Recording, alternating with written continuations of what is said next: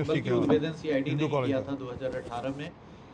वैशाली जिला से समय करीब 20 दिन हो गया था, केस नहीं खुल रहा था, तो तत्कालीन डीजीपी के.एस. द्विवेदी और मैं एडीजी सीआईडी स्वयं गया था वहाँ पे घटनास्थल पे, और काफ़ी समय देकर के उसमें अनुसंधान हुआ था और चंद 1 महीने के अंदर में उसमें चार्जशीट समर्पित किया गया था 4 लोगों पे।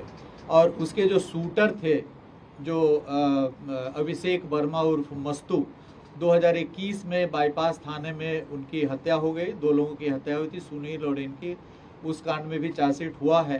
तो जो शूटर थे गुंजन हत्याकांड की, और वो भी जमीन विवाद में ही गुंजन की हत्या हुई थी। एक बिस्कुट फैक्ट्री की जमीन थी हाजीपुर महुआ रोड पे, तो बिस्कुट फैक्ट्री वहाँ पे नहीं लग पाया था, तो उस जमीन को कई सारे क्रेता थे जो उसको खरीदना चाह रहे थे। गुंजन खेमका के मोबाइल में भी मिला था उस प्लॉट का पूरा डिटेल्स, और उसके बाद उसमें कई सारे जो लोग कंपटीशन चल रहा था उस खरीदने के लिए, तो उस जमीन विवाद के परिप्रेक्ष्य में उनकी हत्या वहाँ पे हाजीपुर औद्योगिक थाना में हुई थी। उसमें पुलिस ने अनुसंधान करके शूटर सहित जो काफ़ी जो उसमें जमीन में जो जुड़े हुए लोग थे, जो वैशाली जिले के 2 लोग थे, 4 लोगों पे चार्जशीट करा गया था। वो भी कांड विचाराधीन है उसमें। और उसमें जो अभिषेक उर्फ मस्तू था, उसका नागालैंड का एक लाइसेंस था, नागालैंड से लाइसेंस उसको मिला हुआ था पिस्टल का।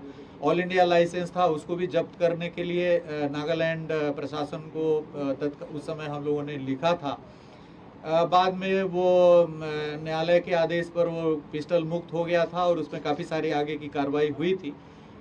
बट उस केस में हम लोगों ने त्वरित अनुसंधान करके उसमें चार्जशीट किया था, और 2018 में हम लोगों ने इनके परिवार की सुरक्षा के लिए अंगरक्षक मुहैया कराया था, जो 2024 तक इनके पास था। 28 जून 2024 को इनके द्वारा स्वेच्छा से अंगरक्षक को लौटा दिया गया था। उसके बाद भी जो हमारी राज्य स्तरीय सुरक्षा समिति है, जुलाई में लौटाने के 1 महीना बाद फिर से अंगरक्षक मुहैया कराने का आदेश पारित किया, लेकिन उसके बाद अंगरक्षक रखने की इनकी इच्छा नहीं थी, स्वेच्छा नहीं थी, तो ऑब्वियसली हम लोग अंगरक्षक नहीं दिए थे।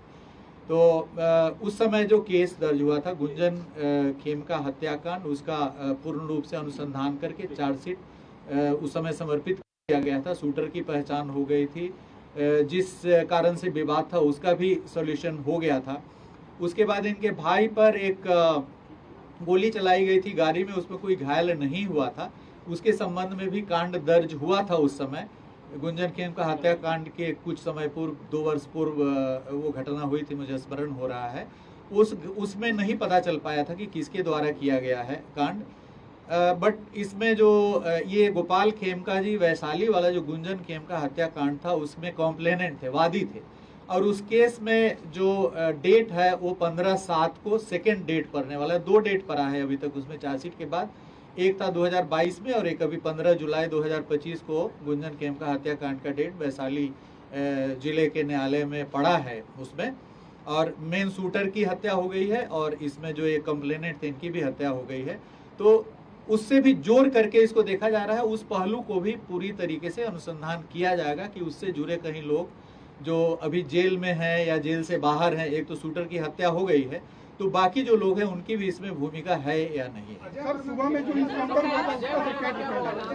उसके संबंध में जोनल आईजी पटना बताएंगे। इस कांड के अनुसंधान के दौरान पुलिस के द्वारा जो सभी पहलू थे उन पर अनुसंधान किया गया था, और उसमें जो शूटर है उसके द्वारा स्पष्ट किया गया था कि उसके लिए इस कांड को करने के लिए पहले उसने विकास उर्फ राजा से संपर्क किया था, और जो सामान्यतः एक आपराधिक छवि का व्यक्ति है और हथियार इत्यादि सप्लाई करने का काम करता रहा। उसमें भी काफ़ी सारे ऐसे जो हत्या और गोलीकांड हैं उनके अंदर में शामिल रहा, और उससे इसने हथियार प्राप्त करने का कोशिश किया था, और उसके पास में हथियार उपलब्ध रहता है। इस मामले में पुलिस जब एक टीम थी उसने इस विकास उर्फ राजा के ठिकाने पे दबिश करी, तो उसने वहाँ पर जो पुलिस के ऊपर में वहाँ से भागते हुए पुलिस के ऊपर में फायरिंग की, जिसके अंदर में जो सुबह जो घटना हुई है मुठभेड़ की, उस घटना में वो मारा गया है।